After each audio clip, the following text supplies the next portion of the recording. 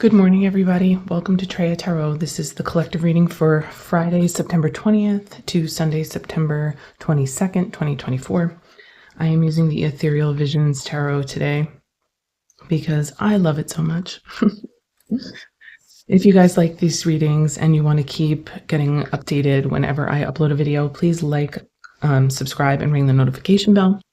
And please, by all means, give me a comment if you feel so inclined, because I love them. I love talking to everyone. All right. These cards are so hard to shuffle. So I feel like this weekend's going to be a big one. And I'm not exactly sure what I mean by that, but, you know, there's definitely something going on. So I hope everybody takes care this weekend and, you know, feels through their decisions fully before they make them, kind of thing. The Knight of Pentacles came up yesterday, and I was very clear from the arrival of it that we have to take our time to make our decisions if we want to make sure we're making decisions that are best for us, you know? Okay. Ooh. All right. So we've got Knight of Swords and then the Five of Cups. Ooh, interesting.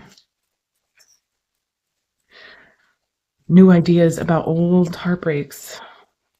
New direction from an old place. That's interesting. So let's see.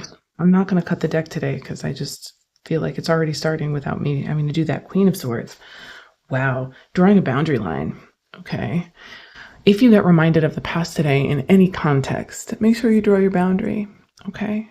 Because if you do it, you will reset and restructure this old heartbreak experience.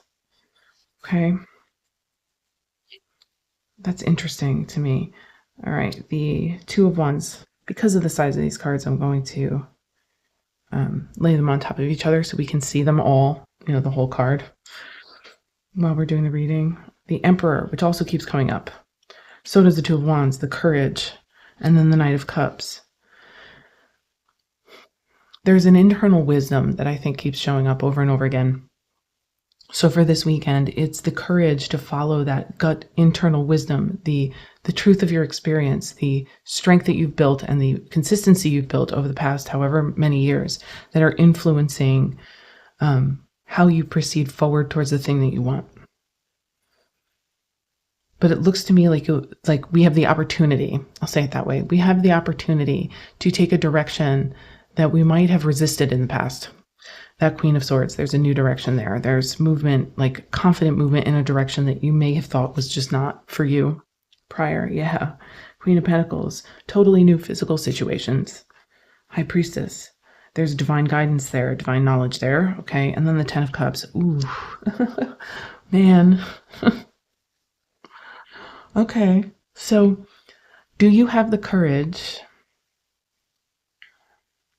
Do you have the courage to admit what actually feels like fulfillment to you in an effort to go get it? Even if you're scared? Like, do you have the courage to find out how to proceed authentically instead of through the lens, or instead of filtering everything through the lens of the pain of the past? You know, those lessons that we've learned, those things that we went through, they've all informed us and they've grown us, right? But you're being asked right now to uncover your true desire underneath the protective structures that you've probably built up, or that we've all built up. And on a collective level, I could see this as us getting really close, you know, in different collectives, getting very close to something that we pushed away.